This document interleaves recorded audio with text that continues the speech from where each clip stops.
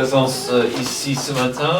C'est notre culte spécial de Noël de l'Église biblique baptiste de Lucin.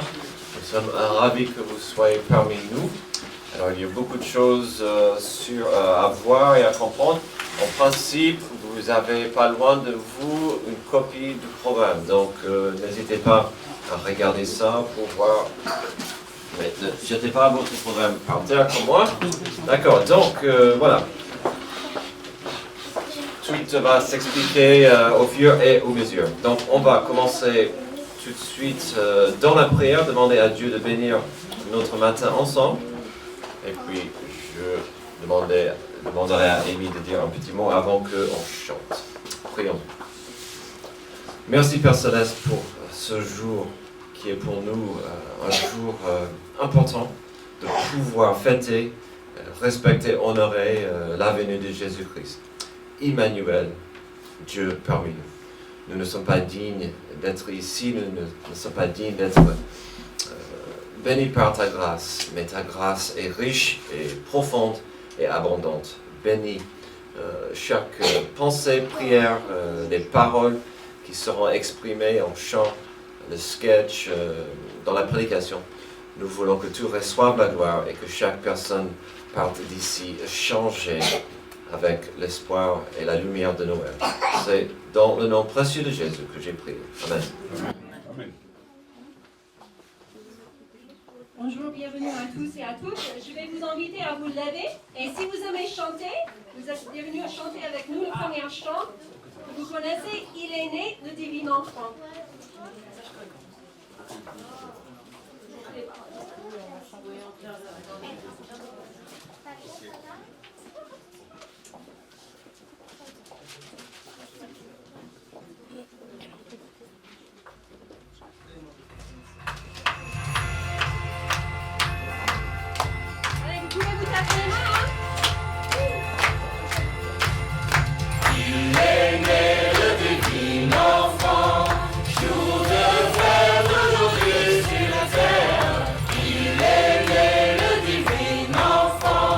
Chant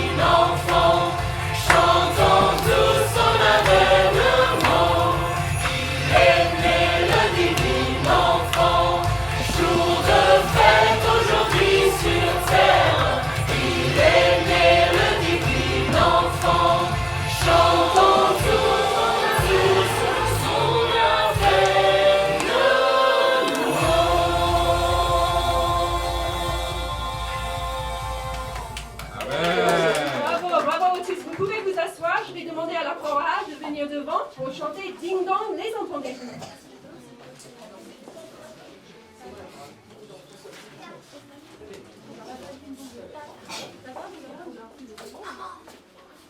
On se met de ce côté. On a répété de ce côté. On a dû changer. Donc du coup. C'est plus lumineux.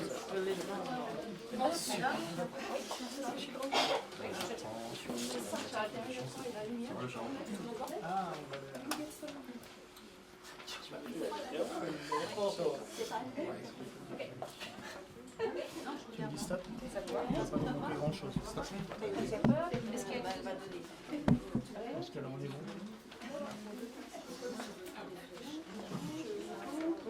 C'est bon, tout le monde là? Moi j'ai le choix là, il faut lire un peu.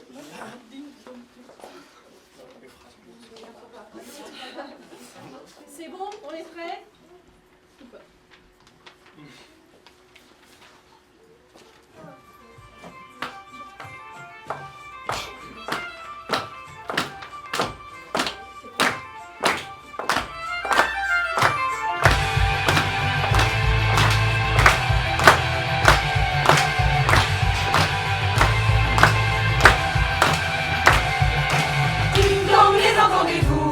Les cloches au ciel s'élancent, ding dong, il y en a partout, mêlés aux chants, aux danses.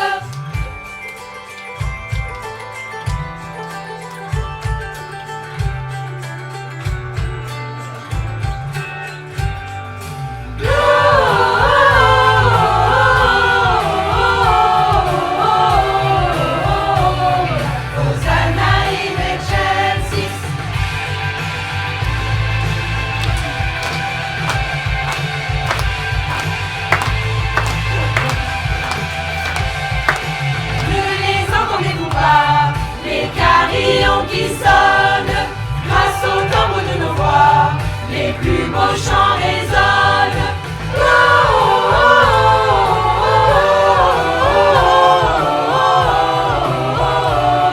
Hosanna in excelsis,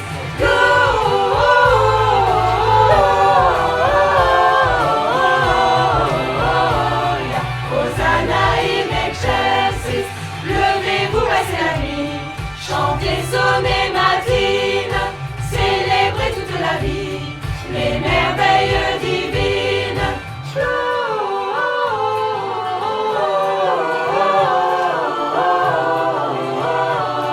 Hosanna in excelsis,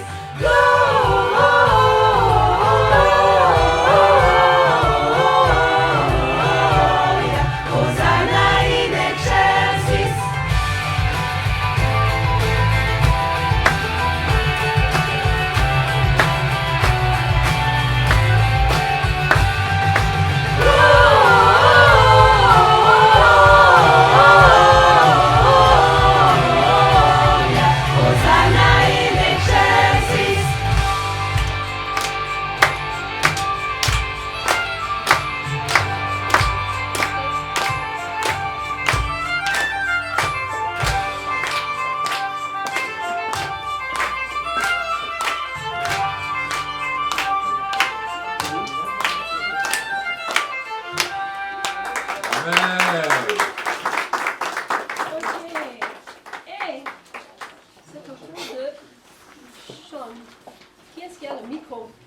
Micro.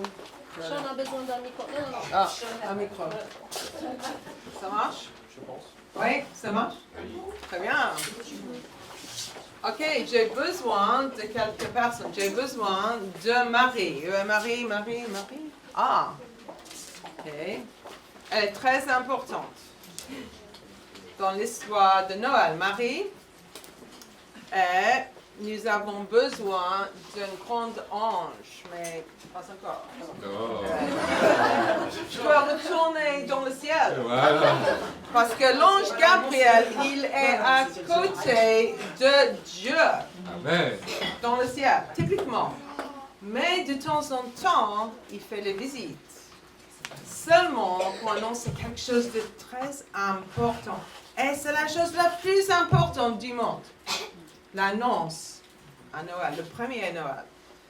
Donc, mais Marie ne savait pas.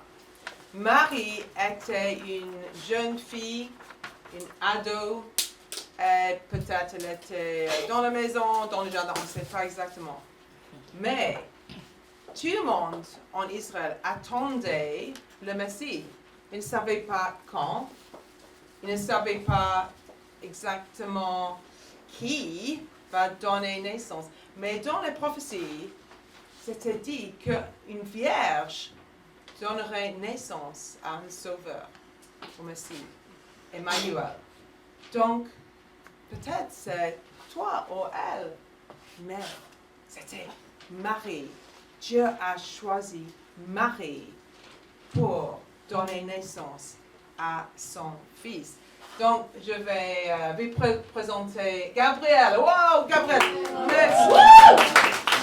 Mais il était grand et magnifique et glorieux. Et quand Marie a vu Gabriel, qu'est-ce qu'elle fait? Oh, bonjour, Gabriel! Non, qu'est-ce qu'elle dit?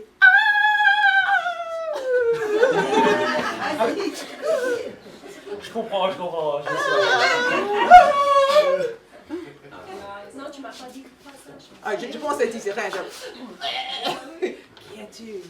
Et l'ange Gabriel dit, tu es choisi par Dieu. Choisi. Il dit, moi, choisi? Oui, il a quelque chose pour toi. Et l'ange Gabriel a dit, Et voici, tu deviendras enceinte, et tu enfanteras un fils, et tu lui donneras le nom de Jésus. Il sera grand, et sera appelé fils du Très-Haut. Il régnera éternellement, et son règne n'aura point de fin. quoi? Son règne n'aura point de fin. Régner éternellement. Fils de Dieu. Wow, c'est incroyable. Est-ce que c'est possible? Est-ce que tu es marié? Non, Tu n'es pas marié? je ne suis pas mariée. Oh, mais si c'est la volonté de Dieu, c'est bien possible, n'est-ce pas? Et qu'est-ce que tu dis? Comment c'est possible? Je suis la servante du Seigneur. Qu'il me soit Qu'il me qu'il soit... me soit fait selon ta parole. Ah, elle veut être la servante de Dieu. C'est excellent. Elle a la foi qu'elle puisse donner naissance au Sauveur du monde. Quelle joie. Mais qu'est-ce qui... Merci, Gabriel. Tu peux retourner dans le ciel. Marie, elle a beaucoup de choses à penser. Parce que l'ange a dit, le Saint-Esprit, l'Esprit de Dieu va arriver sur elle. Et elle va devenir enceinte. Elle va être maman. Et le Père, c'est Dieu. Quel honneur.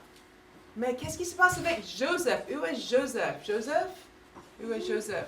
Ah, ok, tu peux disparaître un petit peu, Marie.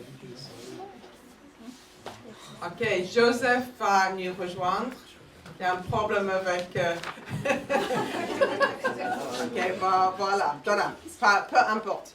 Tu connais les hommes. Tu vois. Donc, Joseph, il est fiancé avec Marie, n'est-ce pas? On peut l'enlever, tu es chez toi. Donc Joseph, qu'est-ce que tu en penses de le fait que tu penses que ta fiancée est enceinte? Ça va? Non. Donc qu'est-ce que tu vas faire si elle est enceinte? Tu vas se marier parce que c'est pour 1 an, 2 ans, je sais pas, mais qu'est-ce que tu en penses? Qu'est-ce que tu vas faire? Tu vas... Je dois rompre secrètement avec Marie car sa grossesse est un scandale.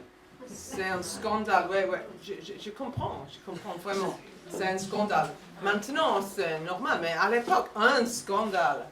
Mais quand il dort,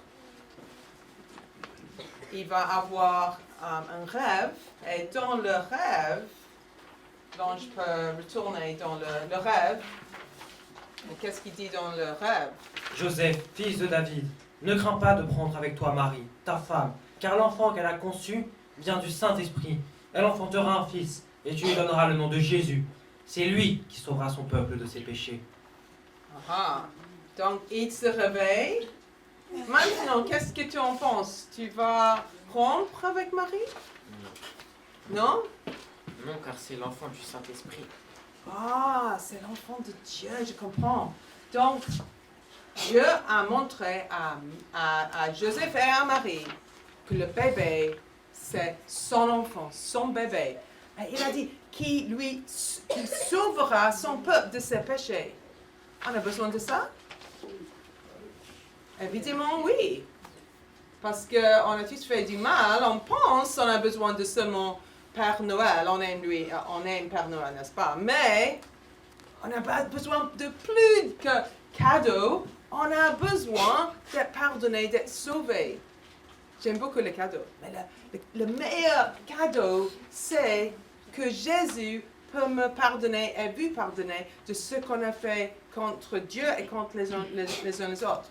C'est pourquoi il a dit, le sauveur du peuple de ses péchés. C'est un mot que je ne comprends pas bien, parce que pour moi, péché, c'est attraper les poissons, n'est-ce pas? Non? Mais ça veut dire pour nous pardonner. C'est important. Donc, quelques mois après, maintenant, Marie, elle est enceinte. C'est lourd. Je le sais. Ouais. Et vous devez aller à Bethléem, parce que Bethléem, c'est la ville de la famille de David.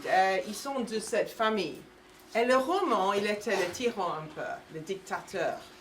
Et ils ont établi les règles. On comprend les règles comme « tu ne peux pas sortir pendant le Covid ». Mais pour eux, c'était « vous devez sortir pour aller à votre vie de votre famille, pour s'inscrire, pour littéralement écrire un nom sur une grande liste ». Ils devaient voyager des jours pour aller à Bethléem, près de Jérusalem.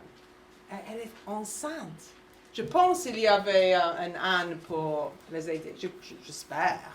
Donc, ils vont aller à Bethléem. Allons-y. Je suis l'âne.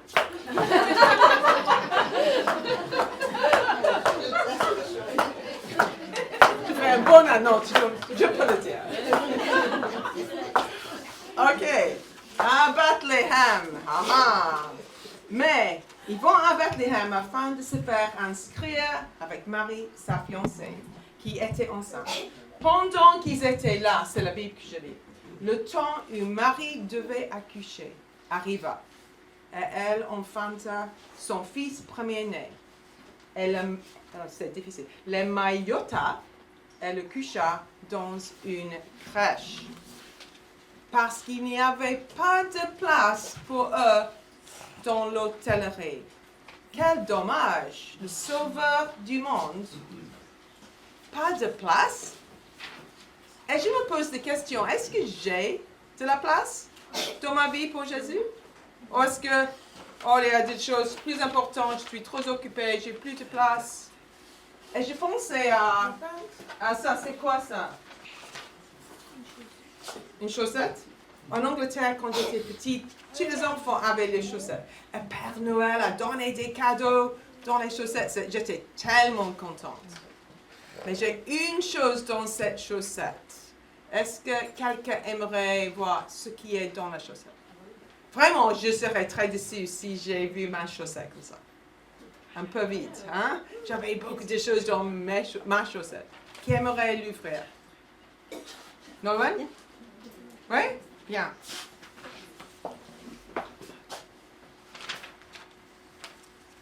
C'est quoi? Chocolat? C'est un petit chocolat? Non. C'est qui?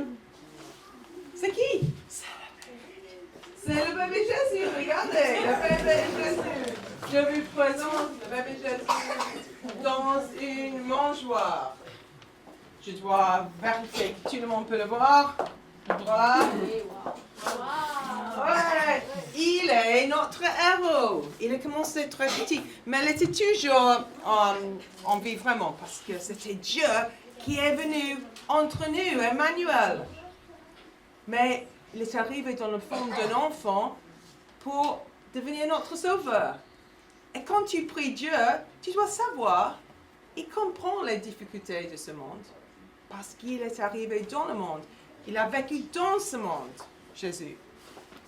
Ok, je mets à côté ça et je vais lui donner un bébé plus grand, un peu moderne, mais voilà. C'est Jésus. Oh, vous devez dire félicitations Marie, allez. Félicitations Marie. Mais vraiment, ils étaient tout seuls. Ils étaient dans le mangeoire, peut-être dans une petite étable. C'était pas le palais. Mais Dieu a voulu vraiment que le bébé était accueilli dans le monde. Elle a choisi d'annoncer la bonne nouvelle au berger. Est-ce qu'on a quelqu'un qui aimerait berger? Parce que j'ai ça. Berger? Kane? Ah, non? Berger? Non? Martin? Alain? Venez. Ok, on a... Oui, parce qu'ils étaient matures, je crois, les bergers. Ok. On a le berger. Donc, Marie-Joseph, vous devez venir ici, juste à côté. On a le berger. Le berger n'était pas l'aristocratie de Bethléem. Oh, regarde, voilà. On avait pas seulement deux bergers. S'il y a des autres qui aimeraient être berger? Non? Ok. Deux suffisent. Mais ils étaient, probablement, c'était leur travail de garder le petit brebis. Mais je pense que c'était la nuit, ils étaient fatigués. Mais un ange, et c'est moi maintenant, je vais arriver. Tu peux m'aider, berger? Mais tu as qu'un âne. Ça, c'est le passé. Je suis transformée en ange. Ok, voilà, ça va marcher. L'ange est arrivé dans le milieu de la nuit. Ils étaient presque endormis. Elle dit, ne craignez pas, car je vous annonce une bonne nouvelle qui sera pour tout le peuple le sujet d'une grande joie. C'est qu'aujourd'hui, dans la ville de David, il vous est né un sauveur qui est le Christ, le Seigneur. Ils disent quoi? Qui? Ils étaient un peu choqués, je crois. Et après, il y avait beaucoup d'anges. Est-ce qu'on a des autres anges? Nolwenn, toi. Qui est un ange? Viens. Oh là, j'ai perdu mon... Ok, voilà. Ça marche? Non. Ok. Est-ce qu'on a des jolis anges? Ok, venez anges, montrez combien. Oh, super. On va faire le tour. Venez, les anges. Vous allez suivre le chant. Allez, les anges. Ok. Un âne après un ange. Presque le même mot, non? Un ange. Venez. Voilà. J'aimerais voler.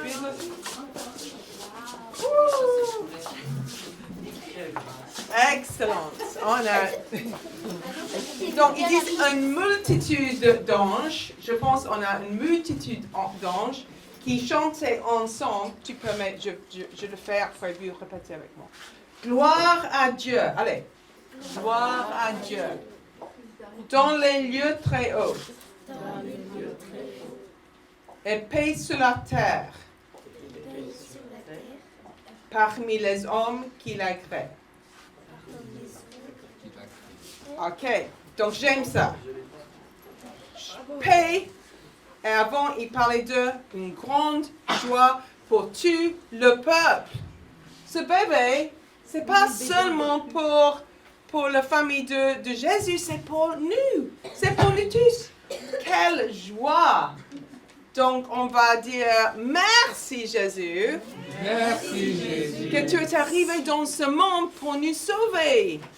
Que tu es arrivé dans ce monde pour nous sauver. Amen. Amen. Ok. Et qu'est-ce qu'ils font? Le berger, il doit faire quelque chose. Donc les anges, ils retournent dans le ciel.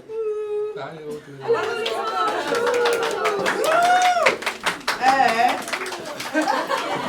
le berger, on n'est pas juste à côté de Bethléem, on est dans les collines. Le berger, ils allèrent en hâte, ils trouvèrent Marie et Joseph et le petit enfant couchés dans la crèche. Après l'avoir vu, ils racontèrent ce qui leur avait été dit au sujet de ce petit enfant. Donc ils sont allés voir le bébé Jésus et Marie. Ouais! Si c'était moi qui étais Marie, je dis, ne touche pas mon bébé. Mais ils étaient bien accueillis. Et après avoir vu, c'est vrai, le bébé sauveur est né. Et les bergers sont allés partout et ont dit, il est né, il est né. Il est né le divin enfant. Il est né le divin enfant. La la la. Il est né, Il est né le divin enfant. Chantons tous son avènement. Yeah! Ok, c'est la joie. Merci, merci, merci et merci. Ah. Cadeau. Ok, bravo. Merci beaucoup à Sean et aux enfants et aux grands enfants et aux plus grands enfants de nous avoir raconté l'histoire de Noël. Alors, je vais vous demander de vous relever. Et si vous voulez, on va chanter ensemble Les anges dans nos campagnes. Je vais dire deux choses avant. Un, pour ceux qui font le sketch est après ce chant. Donc, si vous voulez bien vous préparer. Deux, Alia. C'est bien que tu viennes m'aider.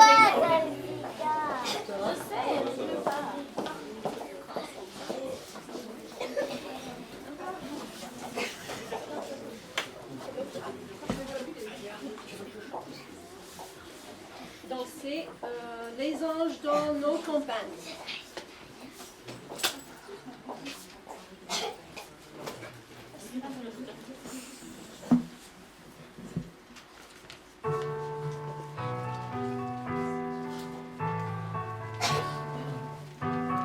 Il y avait dans cette même contrée des bergers qui passaient dans les champs les veilles de la nuit pour garder les troupeaux. 2 mythes. Les anges dans nos campagnes ont entonné l'hymne des cieux et l'écho de nos montagnes redit ce chant mélodieux.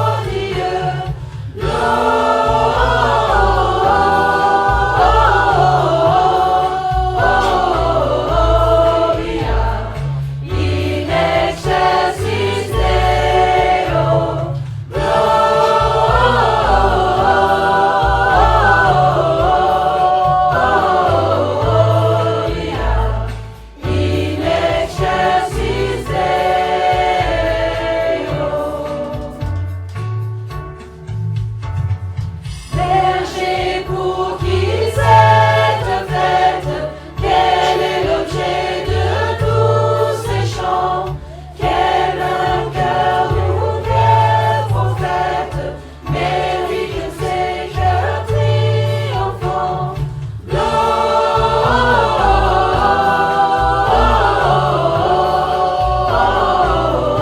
Gloria in excelsis Deo.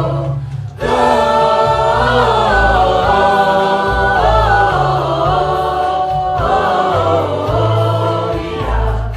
in excelsis Deo. Et voici, un ange du Seigneur apparut, et la gloire du Seigneur est frappée sur eux. Ils furent saisis d'une grande frayeur. Luc 2. Amen.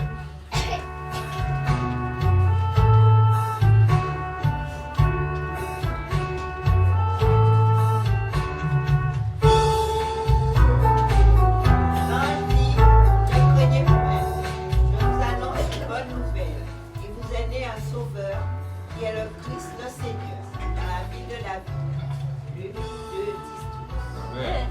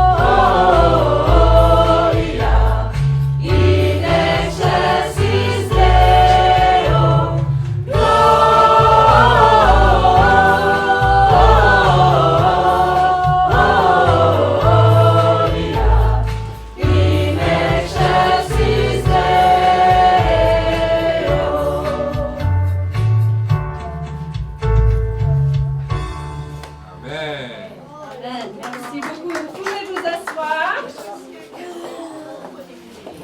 Je vais inviter les jeunes à venir et ils vont vous présenter. Il y a toi, il y a Kyriana, il y a quelqu'un d'énervé derrière.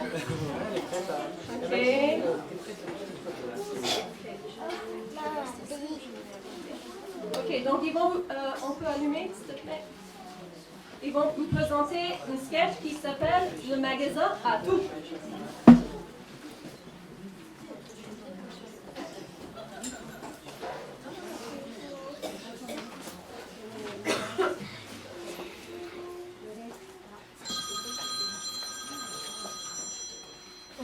Bonjour, ici Magasin à tout. Service clientèle. Je vous servais, oui. Oui, bien sûr, monsieur. Non, mais bien sûr. Tout à fait, monsieur. Oui, oui, je comprends, monsieur, bien sûr. Oui, monsieur. Madame! Voyons! Je n'ai pas toute la journée. Vous êtes là pour les clients ou pour la beauté de vos yeux? Mais j'étais en conversation avec un client. Il n'a qu'à attendre. Les gens pensent pouvoir passer avant tout le monde parce qu'ils téléphonent. Aucune éducation. Il n'a qu'à venir au magasin comme tout le monde. Mais il avait téléphoné avant votre arrivée. Je trouve scandaleux que vous n'ayez pas le parfum Dior à la lavande. Et vous avez regardé les promotions au rayon parfumerie? Vous me croyez aveugle? Peut-être avez-vous interrogé la vendeuse Dior? Vous me croyez stupide? J'essaie simplement de vous aider, madame. Ce n'est pas de cette manière que vous y arriverez. Attendez, laissez-moi appeler la vendeuse Dior. Vous êtes sourd, je vous ai dit que j'ai déjà regardé. Laissez-moi. Oui, oui, c'est le service clientèle, oui. J'ai une cliente qui cherche le parfum Dior à la lavande. Ah, le dernier a été vendu il y a 1 heure. Vous aurez de bientôt de nouvelles commandes? Dans 1 heure. Peut-être 40 minutes. Parfait, merci beaucoup. C'est n'importe quoi. Vous dites que vous avez tous les articles, que vous êtes le magasin le mieux approvisionné, et vous n'avez même pas ce que je cherche. Mais madame, nous en avions il y a encore 1 heure, et on en aura de nouveau dans 1 heure. Une éternité. 60 minutes. C'est 60 minutes de trop. C'est n'importe quoi. Quelle mentalité aujourd'hui? Aucun respect pour les clients. Vous faites des promesses comme quoi vous avez tout et vous n'avez rien. Pouf, les gens mentent comme ils respirent. Bonne journée, madame. Bon débarras, je suis pas du tout assez payé pour ça. Bonjour, madame. Est-ce que je peux vous aider? Je ne trouve pas ce que je cherche. Et que cherchez-vous? J'ai cherché partout, dans tous les rayons de tout le magasin. Je trouve pas. Oui, mais que cherchez-vous? Nous sommes le meilleur magasin, nous avons tout. Sauf le parfum Dior à la lavande. N'écoutez pas. Vous savez, le service clientèle est là pour vous aider, alors que cherchez-vous? Voilà, je cherche la vérité. Attendez, on va... Pardon? Vous avez bien entendu. Je cherche la vérité. Et vous cherchez ça ici? Il paraît que vous auriez tout, mais bon, si vous n'avez pas Non, ça... non, restez là, ne bougez pas. Je vais prendre un catalogue. Ne bougez pas. Je vais trouver ça, la vérité. La vérité, on peut en avoir. Mais vous savez, c'est pas facile à trouver non plus, hein. Mais ne vous en faites pas, hein, on va trouver. Mais vous cherchez la vérité sur quoi, au juste? Sur tout. D'accord. Rien que ça.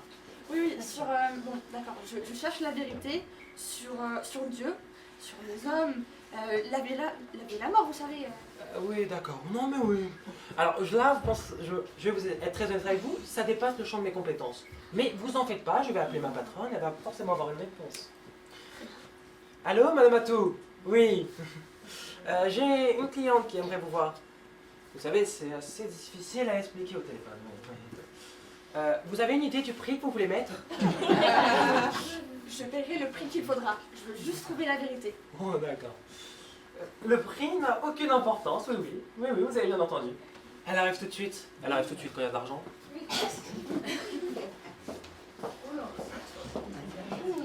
Bonjour, madame Atou. Bonjour. Comment puis-je vous aider? Cette gentille cliente juste ici recherche la vérité. Pardon? Vous avez bien entendu, je cherche la vérité. Vous cherchez une vérité, d'accord, je vais vous trouver ça. On doit en avoir quelques-unes au rayon ésotérique. Non, vous ne comprenez pas. Je ne cherche pas une vérité, mais la vérité. Quelle est la différence? On ne t'a rien demandé. Ah, en fait, la vérité est unique. Elle ne dépend pas de l'opinion des gens, des philosophes, des scientifiques. Vraiment, ce qui est vrai sur la vie et sur la mort.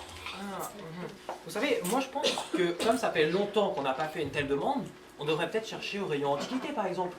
Inutile d'essayer, c'est impossible d'avoir la vérité. Une vérité peut-être, mais pas la vérité. Personne n'a la vérité. Je ne t'ai toujours rien demandé. Vous avez raison, mais vous vous trompez. Vous avez raison, vous ne m'avez rien demandé. Mais vous avez tort de dire que personne n'a la vérité. Car si personne ne peut avoir la vérité, vous ne l'avez pas non plus. Et vos paroles sont fausses. Non mais c'est quoi ce charabia? Je ne t'ai pas engagé pour balayer devant ma porte, mais pour nettoyer. Tout ça n'est pas très cohérent. Non, je suis sûre que la vérité existe. Ça existe forcément. D'ailleurs, le pasteur me l'a dit. Le pasteur vous a envoyé ici? Non, mais je me suis dit que comme vous aviez tout, vous devriez avoir ça aussi. Tout. Bien sûr, nous avons tout. Toutes les choses importantes. Mais c'est important. Mais la vérité n'est pas importante. Si, bien sûr. En plus, c'est bientôt Noël. Ça fait une différence. Évidemment. À Noël, vous dites que vous avez vraiment tous les articles de qualité, tous ceux qui sont beaux et importants, ce qu'on offre comme cadeau. Mais pas les parfums du à la lavande. Vive! Je te renvoie! Et donc, vous croyez en Jésus? Je ne sais pas. Je cherche la vérité et il paraît qu'il serait la vérité. Oui, il est la vérité, le chemin et la vie. L'est-il? Oh, Christiane von Barrett, diaconesse et servante du Seigneur pour vous servir. Diaconesse, vous n'avez pas de petit chapeau? Oh, l'habit ne fait pas le moine, ni la diaconesse. Ce qui est important, c'est la foi qui se trouve dans votre cœur. Et donc, si j'ai bien compris, vous pensez que Jésus a existé? Ben oui, évidemment. Mais vous savez, il y a peu de gens qui y croient aujourd'hui. Hein. Non, mais ils ont tort. C'est une légende. Non, il a existé. Jésus a vécu au 1er siècle de notre ère. Et oui, c'est ça. Il est né quand Auguste, l'empereur, était en place. Et il est mort une trentaine d'années plus tard, quand, vous savez, il y avait le règne de Tibère. Et ensuite, il a été crucifié par Ponce Pilate, le gouverneur romain de Judée. Ah oui, bon, ça, je vais y croire. Hein. Moi, ce qui pose problème, ce sont certains événements autour de Jésus. Les miracles. Les miracles n'ont jamais existé. C'est impossible qu'ils existent. Mais si, pourquoi est-ce impossible? Parce que c'est impossible. Et vous dites toujours la vérité, même si la vérité n'existe pas.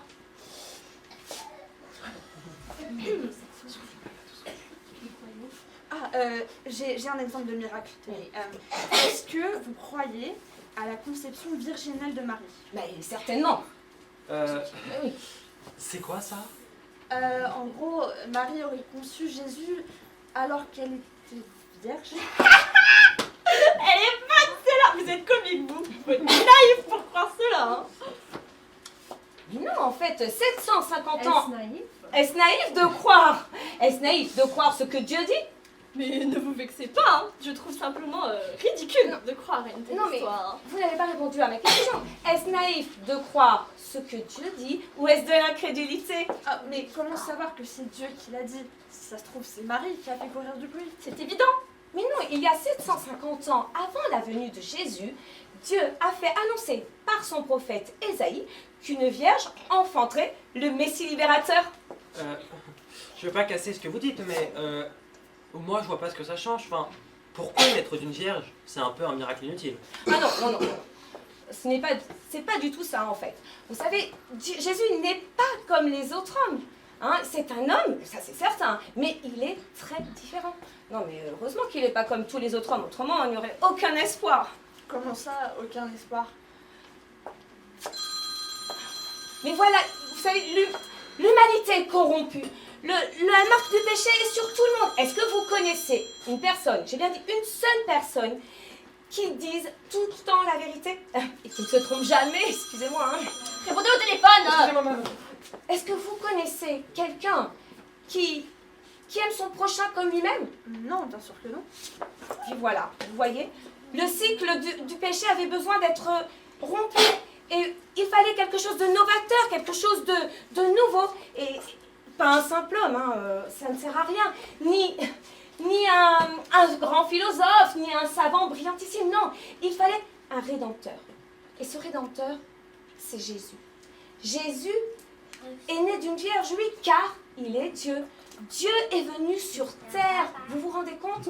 Il est venu pour nous sauver, pour nous offrir gratuitement, vous avez bien entendu, gratuitement, le salut pour tous les hommes du moment qu'ils l'acceptent. Stop. Vous allez beaucoup trop loin. Je peux concevoir que Jésus soit un homme d'importance, mais laissez tomber cette histoire de conception virginale. Gardez la morale de Jésus si vous voulez, elle ne fait de tort à personne, mais rejetez ces miracles aberrants. Mais non, c'est tout ou rien. Soit Jésus est un homme comme les autres, voilà, banal, et alors il n'a pas d'importance, soit il est Dieu. Et alors là, il devient très important, parce qu'il est venu briser le péché. Très important. Oui, vous avez raison. Et donc, vous croyez que Jésus est Dieu? Pas jusque-là. Bah, puisque vous avez dit que la très gentille et jolie mademoiselle avait raison. Oui, elle a raison dans le sens où si Jésus est réellement Dieu, venu sur terre, né d'une vierge, oui, c'est très important pour nous. Oui, mais telle est la question. Comment savoir? Mais ça y est, vous êtes sur le bon chemin. Ah bon? Mais oui, regardez, vous vous demandez comment savoir. C'est déjà un bon début, vous savez, hein. Il y a plein de personnes ne se posent jamais cette question dans leur vie. Hein. Oui, mais nous, ce qu'on veut savoir, c'est la réponse. Puisque vous êtes si intelligente, dites-nous la réponse. Bon, Je vais épater mon ami ce soir. Par où commencer Soyez brève, hein. 2 minutes. Il y a du travail qui m'attend. Vous plaisantez? 2 minutes? Vous me laissez 2 minutes? Mais est-ce que vous savez que Dieu, lui, il a mis 2000 ans pour apporter une réponse à l'humanité? C'est 2 minutes. Non.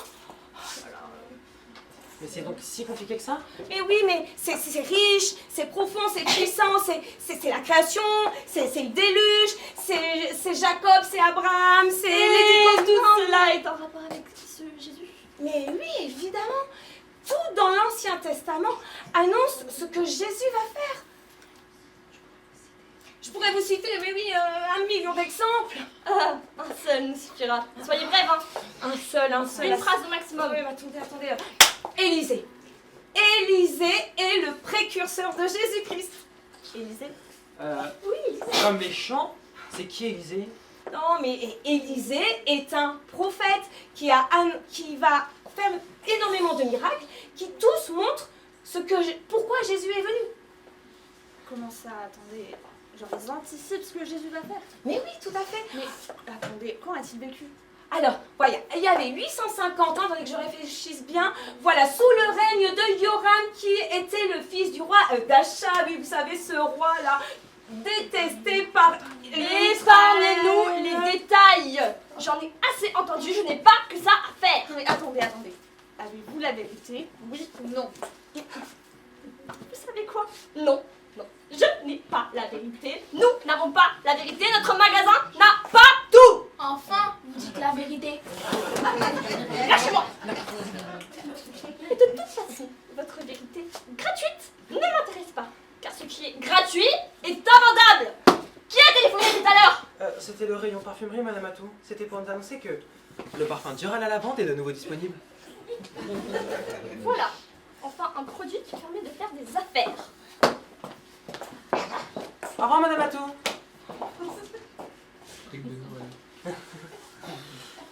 Je suis déçue. À propos de la vérité? Oui. Navré, nous n'avons pas la vérité. Mais d'autres semblent l'avoir. Ah, vous voulez parler de la... Ah, comment elle a dit? La Ness? Non, avec le petit chapeau. Pas la duchesse. Non, c'est pas la duchesse. La madame. Oui, la très très gentille madame, très gentille, très agréable. Elle semblait très sûre d'elle quand même.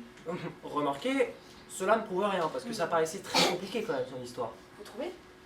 Vous voyez-vous comprendre 2000 ans d'histoire? C'est pour avoir beaucoup de preuves, mais en soi, tout semble se ramener à ce Jésus. C'est vrai, vous n'avez pas tort. Dieu se serait quand même incarné dans un homme. Oula, au-delà de ça, il se serait incarné dans un enfant? Né d'une vierge. Pour sauver l'humanité corrompue? Peut-être que c'est plus simple qu'on pense. Non, désolé, mais ça ne peut pas être ça. la vérité, c'est suspect si c'est simple. Ça se doit d'être compliqué. Ce que vous dites est très simple, donc ce n'est pas la vérité. T'es encore là? Je pensais qu'elle t'avait renvoyé. Écoutez, je réfléchis. Elle est partie, la demoiselle. Elle avait un rendez-vous, mais elle m'a proposé d'aller chez elle pour une étude plus approfondie. Vous êtes aussi les bienvenus. Ah oui? Quand et où? Voilà les coordonnées. Oh, merci. Par contre, est-ce que ça va prendre du temps? Parce que moi, à Noël, j'ai plein de trucs à faire. Faut que j'aille faire de la patinoire, faut que j'aille au marché. On s'en Noël, faut fiche que j'aille. plutôt que ça prend. Mais attendez, la vérité vaut tous les sacrifices. Dans la vie, il faut faire des choix. Bon, en tout cas, moi, je pense que j'ai trouvé ce que je cherchais ce soir. Votre magasin a tout, au final, on trouve vraiment tout. Même la vérité.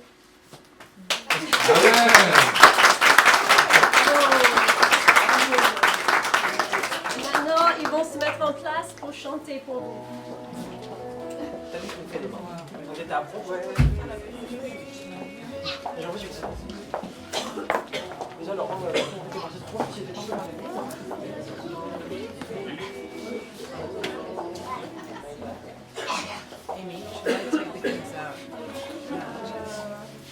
Après, c'est tout de suite après.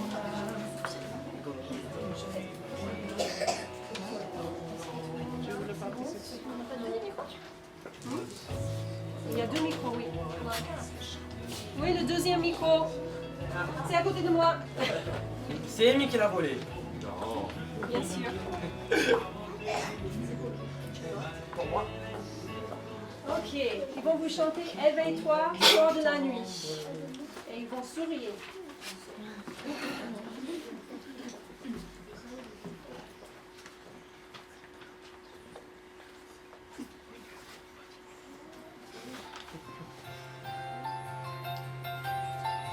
Alléluia, Jésus est né, il est la lumière, il est venu pour nous sauver, il est la lumière, il est là le sauveur, venez l'adorer, il est là le sauveur, venez l'adorer.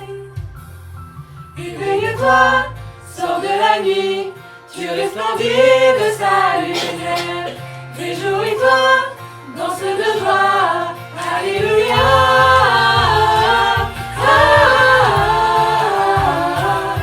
Alléluia,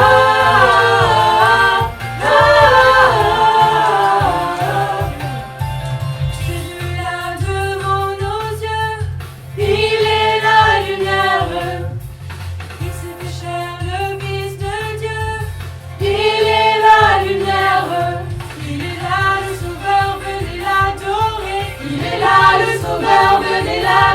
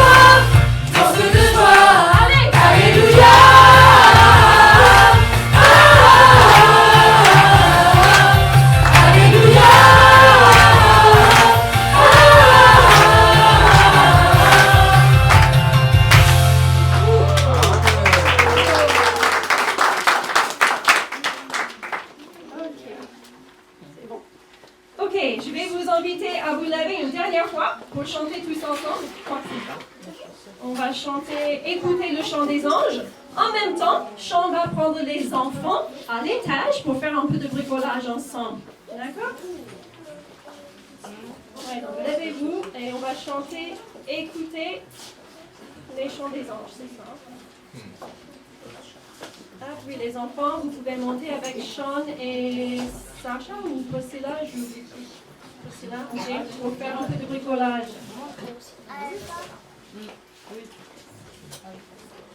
Alia. Alia. Oui.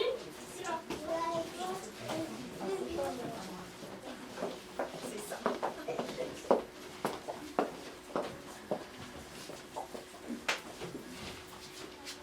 Go.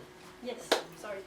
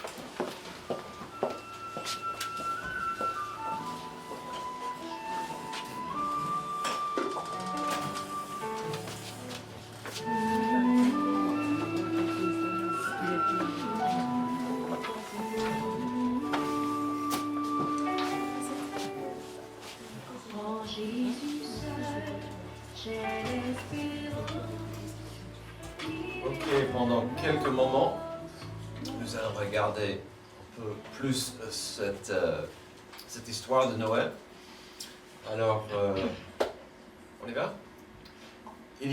C'est clair, il y a quelque chose de spécial quand on pense à Noël, entre des décorations multiples, des décorations joyeuses, y compris des lumières à couper le souffle. Il y a quelque chose de presque magique quand on pense aux promenades, en traîneau, aux calèches avec des chevaux Puis le son musical des cloches dans la neige, c'est captivant et féerique. Je ne sais pas pour vous, mais avec un peu d'imagination, je peux entendre cette photo. On dit qu'on ne peut pas, mais je peux entendre cette photo avec les cloches et la neige. N'oublions pas l'atmosphère de générosité où on pense souvent à bénir autrui avec des cadeaux. Si je vais continuer de parler de ce monde féerique, il y a le côté Père Noël, bien sûr, avec ses capacités magiques où il peut visiter toutes les villes sur la planète dans une nuit, entrer dans les cheminées. Alors c'est vraiment magique ce que Monsieur peut faire. Alors si on pense à la vraie histoire de Noël, le monde féerique n'est pas mal. On dirait que nous avons devant nous un conte de fées juif. Une histoire miraculeuse en Israël. Pensez-y, lorsqu'on ouvre Luc chapitre 1 et vous commencez l'histoire, ça commence tout de suite avec l'apparition d'un ange à un homme un peu vieux. N'oublions pas que jusqu'à là, il y avait 400 ans de silence entre Dieu et son peuple spécial Israël, et donc c'était vraiment quelque chose que cet ange arrive à ce monsieur. L'ange avait un message incroyable, même miraculeux pour cet homme Zacharie, car sa femme Élisabeth, qui était stérile, allait tomber enceinte. Et leur enfant allait être un grand prophète pour préparer le chemin du Messie, le Sauveur. Donc, ce période de silence s'arrête avec vigueur. Boum! Un ange avec une prophétie sur une naissance miraculeuse. Ce n'est que la première chose. Ensuite, dans ce chapitre, nous trouverons encore une apparition du même ange, Gabriel, vous l'avez vu tout à l'heure. Il est allé annoncer à Marie qu'elle aussi allait tomber enceinte. Vous avez compris tout à l'heure, c'était compliqué car elle était vierge, elle était fiancée à Joseph, mais quand même c'était compliqué. Et à l'époque c'était très compliqué d'entendre ça. Vous voulez parler d'une histoire miraculeuse et merveilleuse. Par rapport à son futur bébé, Gabriel lui a dit, il sera grand, il sera appelé fils du Très-Haut, et le Seigneur Dieu lui donnera le trône de David, son ancêtre. Il régnera sur la famille de Jacob éternellement, son règne n'aura pas de fin. Et donc le Messie si attendu venait grâce à un miracle de Dieu. Et le Messie, le Sauveur, allait régner. C'était vraiment un miracle. Et ça, ce n'est qu'en Luc. Quand vous ouvrez Matthieu 1 et vous descendez vers la fin du chapitre, encore, il y a un miracle. Vous l'avez vu tout à l'heure, un ange est venu à Joseph pour lui expliquer que Dieu était à l'œuvre et qu'il y avait pas mal de miracles qui arrivaient.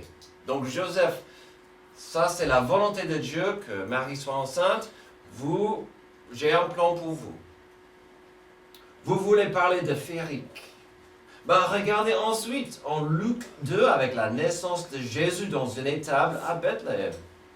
Pour publier cet événement, un ange est apparu à un groupe de bergers dans la campagne autour. Verset 10.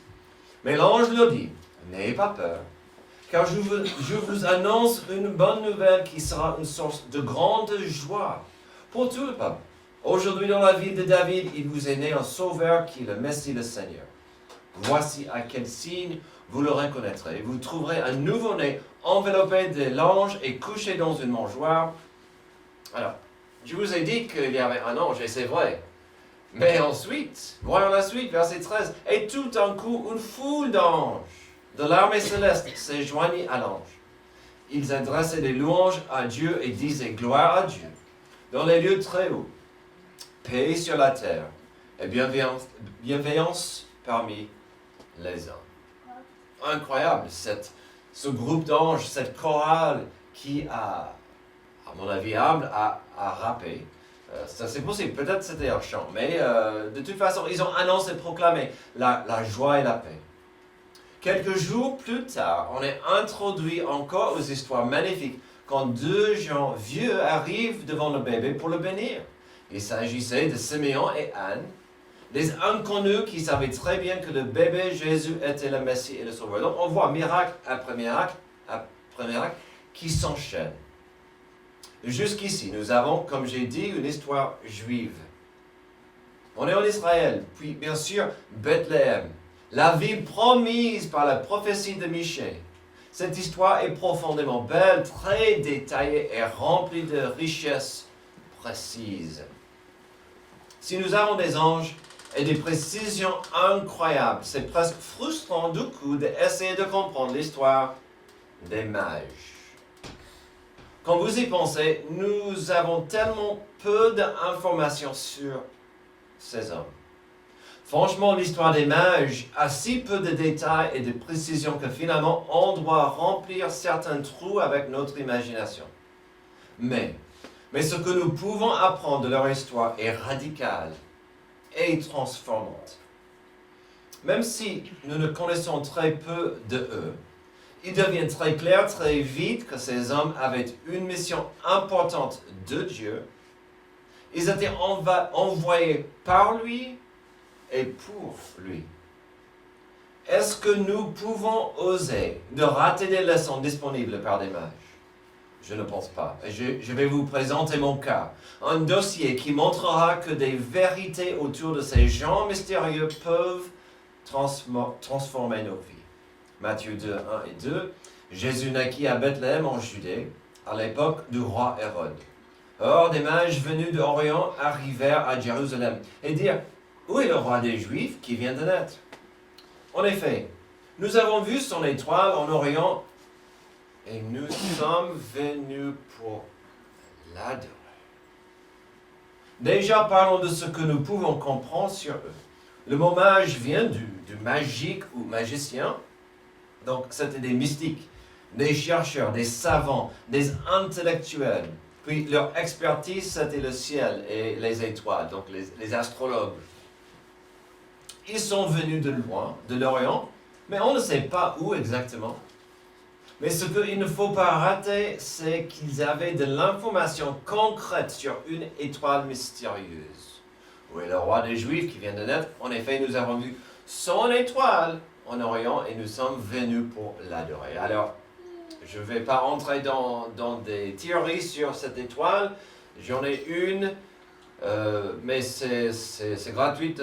Mais on ne sait pas. Peut-être c'était une constellation, certains disent c'était une comète. Mais ce n'est pas important pour ce que nous avons à voir. N'oublions pas que toute la planète était sous l'emprise de Rome et de César, l'empereur. On verra plus tard qu'ils étaient riches, ces hommes, et probablement puissants. Pourquoi de tels hommes ont voyagé loin afin d'adorer un petit roi? Ils ne sont pas venus pour adorer César, ils sont venus pour adorer un bébé, un petit roi, dans un petit pays. Plusieurs choses deviennent claires et importantes avec leur phrase. Dieu leur a donné une révélation spéciale, car nous l'avons vu dans leurs questions. Avec cette révélation spéciale, on voit ce que Dieu voulait de eux, mais j'ajouterai pour nous aussi. 3 petites choses dans cette petite phrase qu'ils ont donnée, cette question. Dieu voulait de eux, Dieu veut de nous qu'on aille chercher celui qui mérite notre adoration. Dieu les a envoyés de trouver celui qui méritait d'être adoré. La distance n'était pas importante. Les dangers, les problèmes, les complications en route, ils devaient aller chercher celui qui méritait d'être adoré. Il y a une leçon à apprendre là. Aussi, il faut comprendre que ce roi était tellement important qu'il avait son propre étoile. Pour eux, les experts dans les étoiles, dans les constellations, dans les planètes, eux, ils ont compris. Ce roi mérite son étoile à lui. On connaît toutes les étoiles, on connaît les constellations, on connaît les planètes, mais lui, il est si spécial. Il a son propre étoile. Waouh! Ce roi doit être incroyable.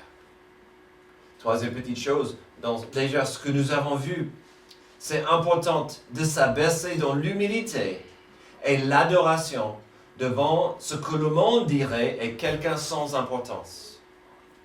Le monde disait, ce bébé est si pas important qu'il est né dans un mangeoire, qu'il est quasiment un SDF,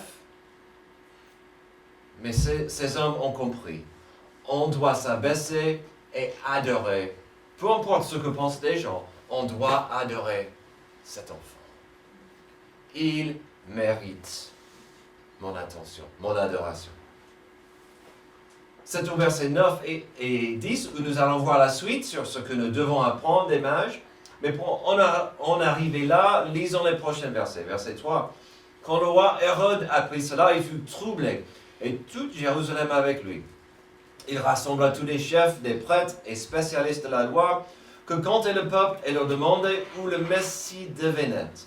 Ils lui dirent, à Bethléem, en Judée, car voici ce qui a été écrit par le prophète. Et toi, Bethléem, terre de Juda, tu n'es certes pas la plus petite parmi les principales villes de Juda, car de toi sortira un chef qui prendra soin d'Israël, mon peuple. Voilà des mages ont bouleversé le petit roi Hérode, ainsi que des experts religieux. Après plus de recherches, Hérode a compris qu'il y avait une menace forte et réelle à son poste, car il était le roi des Juifs. Hérode était le roi des Juifs. Et donc, c'était problématique. Verset 7. Alors Hérode fit appeler en secret les mages, il s'informa soigneusement auprès d'eux, du moment où l'étoile était apparue. Puis il les envoya à Bethléem en disant, allez prendre des informations exactes sur le petit enfant. Quand vous l'aurez trouvé, faites-le moi savoir, afin que j'aille moi aussi l'adorer. Hérode était malin et méchant, et donc il a planifié le début de la fin du bébé Jésus. Mais on est là aujourd'hui pour apprendre des leçons capitales des mages. Continuons au verset 9 à 12, car dans un premier temps, nous avons vu le pourquoi de cette visite splendide. Le but, c'était de chercher ce bébé, le nouveau roi, pour l'adorer. Même si ça voulait dire de voyager de loin, c'était capital pour eux. Ils n'allaient pas s'arrêter jusqu'à ce qu'ils ont trouvé Jésus. Verset 9, après avoir entendu le roi, ils partirent. L'étoile qu'ils avaient vue en Orient allait devant eux jusqu'au moment où, arrivée au-dessus de l'endroit où était le petit enfant, elle s'arrêta. Quand ils aperçurent l'étoile, ils furent remplis d'une très grande joie. Et pourquoi pas? Dieu leur a promis, s'ils suivaient ses conseils et ses consignes, ils allaient trouver le roi qui méritait leur adoration. Avant de continuer, permettez-moi d'ajouter quelque chose ici. Ces deux versets ne disent pas que Dieu va vous guider par un signe miraculeux jusqu'à votre salut si vous le souhaitez. Mais ces deux versets me rappellent d'un autre verset où la Bible dit que sans la foi, il est impossible d'être agréable à Dieu, car il faut que celui qui s'approche de lui croit que Dieu existe et qu'il récompense ceux qui le cherchent. Si ces hommes étaient joyeux, c'est parce que Dieu les a récompensés de ce qu'ils cherchaient. Et donc pour vous aussi, si vous êtes prêts à aller chercher Dieu, je ne vous promets pas une étoile, un miracle, mais Dieu va vous répondre. Ces hommes ont cherché par la foi. Que cherchez-vous aujourd'hui? Continuons, verset 11. Ils entrèrent dans la maison, virent le petit enfant avec Marie, sa mère, se prosternèrent et l'adorèrent. Ensuite, ils ouvrirent leur trésor et lui offrirent en cadeau de l'or, de l'encens et de la myrrhe. Puis, avertis dans un rêve de ne pas retourner vers Hérode, ils regagnèrent leur pays par un autre chemin. Ils sont arrivés à l'endroit où était Jésus et ils l'ont fait avec joie. Parce qu'enfin, leur objectif était saisissable et une réalité. Mais ce n'était pas assez bien sûr, d'être sur place. Ils sont entrés. Encore, pourquoi? Nous savons selon le verset 2 que leur désir ultime, c'était d'adorer le bébé. Donc, ce n'est pas un mystère que le verset 11 nous explique leur action. Ils se sont prosternés et ils ont adoré Jésus. L'adoration. On utilise souvent ce mot. J'adore, j'adore. Mais c'est quoi l'adoration? Il y a tant de façons de la décrire et pas mal de façons de l'expliquer. Mais une adoration, comme nous voyons ici, une adoration pure, simple et belle, aura un abondant d'humilité et une expression d'amour. Il y aura aussi une allégeance d'amour aussi. Humilité et quelqu'un qui va dire, je vais suivre l'objet de mon adoration. Que pouvait rendre ce groupe d'hommes riches et important de se mettre à genoux et d'adorer un enfant? Déjà, ils avaient une compréhension de qui était ce bébé. De son plein gré, on n'adore pas un roi ou un président. On n'adore pas des présidents. Mais quand il s'agit de Dieu, pas juste Dieu, mais le Sauveur, et pas que le Sauveur des Juifs, mais le Sauveur du monde, ça fait la différence. On doit tomber à genoux pour adorer et accepter. Ensuite, comment ont-ils exprimé cette adoration? Ils ont encore engagé leur foi, ils ont donné généreusement. 3 cadeaux. L'or, c'était un cadeau digne d'un roi.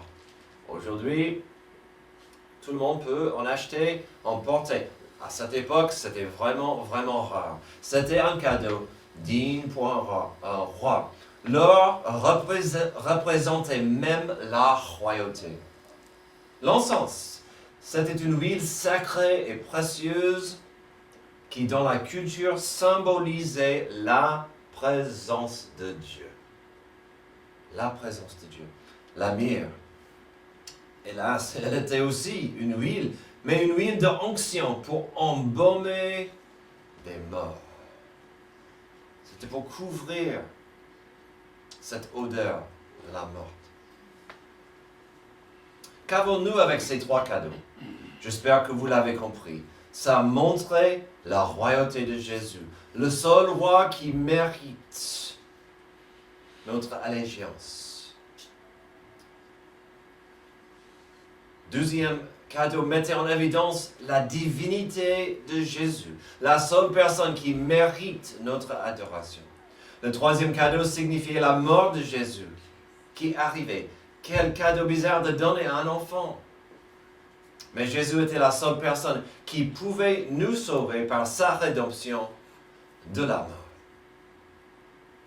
Aujourd'hui, il serait difficile de trouver quelqu'un d'un certain âge qui pourrait croire dans un conte de fées pour la vraie vie.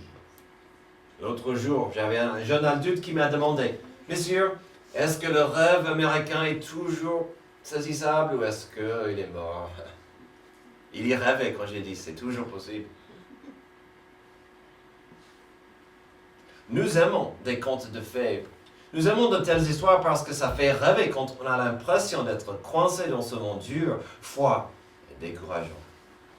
Mais à première vue, on dirait que nos mages ont atteint le succès du monde.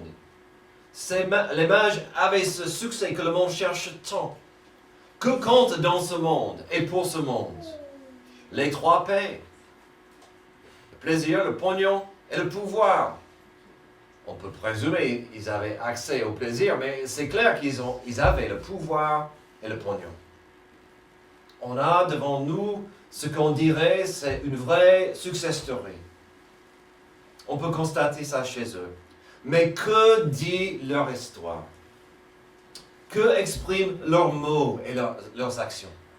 Nous avons des hommes d'affluence et d'influence qui sont allés loin. Le pourquoi est simple. Afin de trouver ce bébé, ils ont donné leur trésor à Jésus. Et en plus, ils ont donné leur allégeance à Jésus-Christ. Mais plus important que ça, ils ont donné leur vie et leur adoration à lui. Jésus n'était pas pour eux une source de divertissement, une quête à accomplir, Non, Jésus était pour eux et il reste pour nous ce que nous avons lorsque des cadeaux étaient ouverts, l'or, l'encens et la myrrhe. Avec l'or, on est rappelé que Jésus-Christ est le divin roi. Deuxième cadeau, il est aussi le Dieu tout-puissant. Enfin, troisième cadeau, il est le sacrifice, le paiement disponible qui pourrait enlever vos péchés et restaurer votre cœur devant Dieu. Ne quittez pas ce lieu, ne partez pas aujourd'hui sans avoir agi, sans avoir reconnaître la simplicité de l'espoir qui se trouve dans cette histoire de Noé. Prions. Merci Dieu pour cette histoire qui nous rappelle, cette histoire magnifique des mages qui ont tout donné, l'effort, le temps, l'argent, mais plus important, ils ont donné de leur vie à Jésus-Christ. Aide-nous à comprendre la simple vérité de l'importance de venir à toi pour t'adorer. C'est dans le nom de Jésus, notre Sauveur, que je prie. Amen. Amen. Si vous avez des questions à propos de ce que le pasteur vient de dire, n'hésitez pas à venir me voir après le programme, lui, moi, les personnes qui vous ont invité. N'hésitez pas à venir les voir et leur poser des questions. Même j'ai des questions, je ne sais pas si j'y crois. Même si vous ne croyez pas, on ne va pas être offensé. Okay? On aime bien discuter et connaître votre point de vue aussi. Alors je vais demander à la chorale de venir chanter Promesse.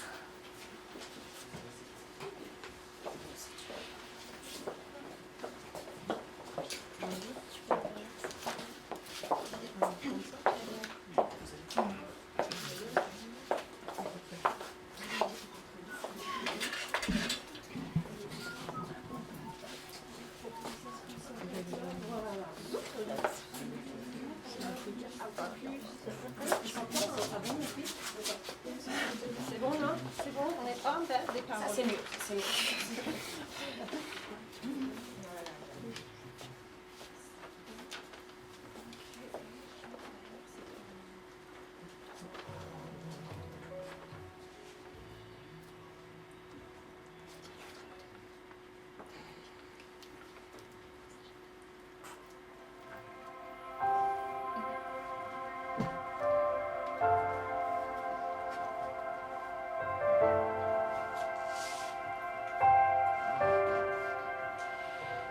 Il vient pour essuyer les larmes de nos yeux. Il guide nos âmes au bord du vide vers les cieux. Il descend sur terre. Il vient naître en ce lieu. Il naît pour chasser nos peurs et détruire nos peines.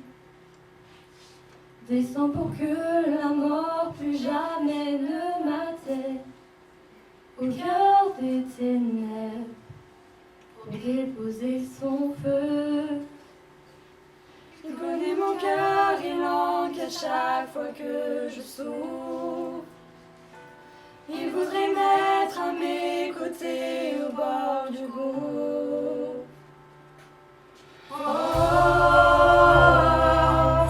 Tu n'oublies pas ses promesses. Il prend sur lui nos détresses. Jésus naît au cœur de notre monde, que je puisse le connaître. Tu n'oublies pas ses promesses. Il accueille en ses bras ce que ce monde refuse. Pour secourir et justifier ce qu'on accuse, il vaincra le mal, il déjouera ses ruses. Il est descendu montrer sa fidélité,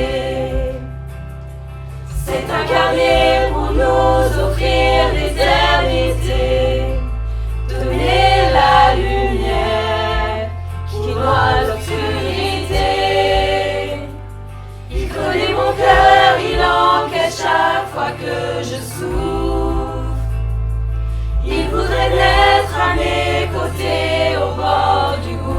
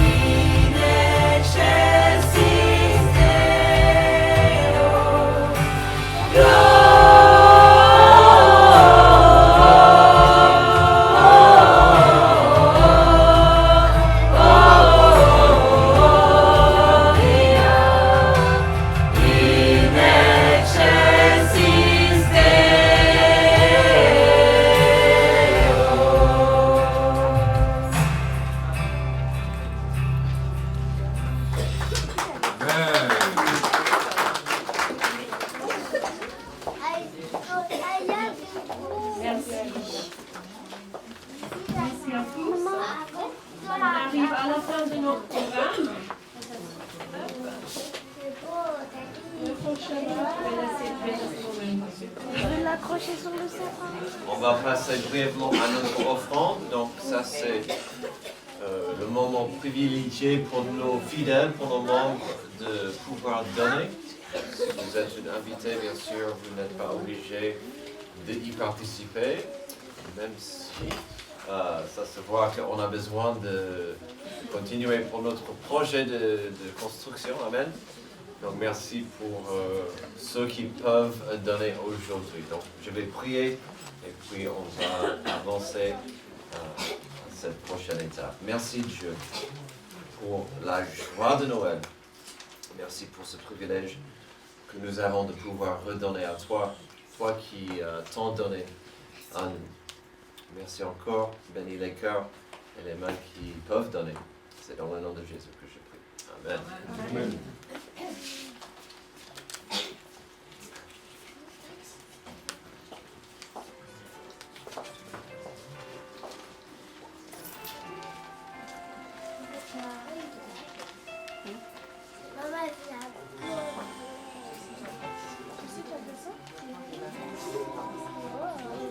Comme ça, si on a un sympa, je veux l'accrocher dessus.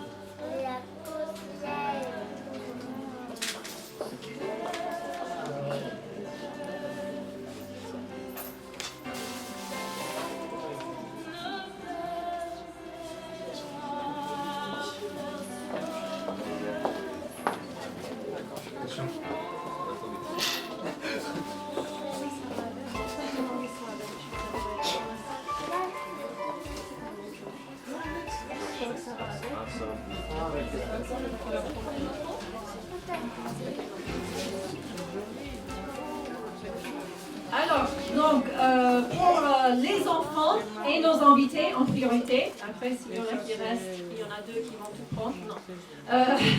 On a fait des petites sachets de friandises, de chocolat, de Noël, tout ça. Donc, Sacha et Alia vont venir vous voir. Donc, nous ensemble, comme j'ai dit, avec les enfants pour vous distribuer ces petits cadeaux. Souhaiter un joyeux Noël. Alors, pour les annonces, il n'y a pas grand-chose. Il y a mardi soir, réunion de prière chez Sean et Martin. Oui, on est chez vous cette semaine. Pendant les vacances de Noël, il n'y a pas de réunion de prière parce que c'est d'habitude le mardi soir. Et là, ça tombe le 24 et le 31. Donc, non. On vous laisse en famille. Attends, je te laisse parler de cap pour les jeunes. Voilà. Et avant de parler de... Ok. J'ai un micro, mais j'ai l'impression que je dois quand même prier. Donc, on termine les enfants, on termine, je sais, vous avez envie de bouger. Ok, donc il y a deux choses. Déjà, on continue, nous, on a un programme donc la semaine prochaine, pas comme ça là, c'est un peu plus court. C'est comme d'habitude, mais on aura un culte normal. On a une petite étude biblique à 10h ici et ensuite à 11h, le culte normal la semaine prochaine. Effectivement, comme il a dit, on a un projet de bâtiment qui ne peut pas venir assez tôt. Donc voilà, oui, il avance, peu à peu, ça avance. Et puis, donc Isabelle, si tu veux bien nous dire un mot. Alors, c'était un petit mot concernant le mini-marché de Noël que nous avons. Ce sont des choses que des femmes de l'Église nous ont aidés à faire, et aussi nos jeunes. Parce que nos jeunes adultes ont un projet particulier, ils aimeraient bien faire un podcast. Et pour ça, il faut un matériel particulier. Et c'est pour ça qu'on en appelle à votre générosité. Donc, ils vendent des petites choses. Il y a des gâteaux, il y a des sucettes pour faire du chocolat chaud, il y a des échos de Noël. Donc, surtout, n'hésitez pas à passer, allez voir. C'est vraiment pour un beau projet, en fait. Et qui mérite d'être encouragé. Et, donc, voilà. N'hésitez pas. Ok, pour terminer, on va vous préparer, je vois déjà les femmes de notre église commencent à préparer un petit apéro, donc j'espère que vous pouvez rester manger un peu avec nous. Oui, il faut débarrasser cette table, mon ami. Donc, donnez-nous juste quelques minutes. Alors, j'aimerais laisser les chaises qui sont là, comme ça vous pouvez vous asseoir. On va par contre débarrasser les chaises qui sont là. L'apéro et les boissons seraient par là. Donc, j'espère que vous pouvez rester avec nous. Et joyeux Noël à tous. Merci d'être venus.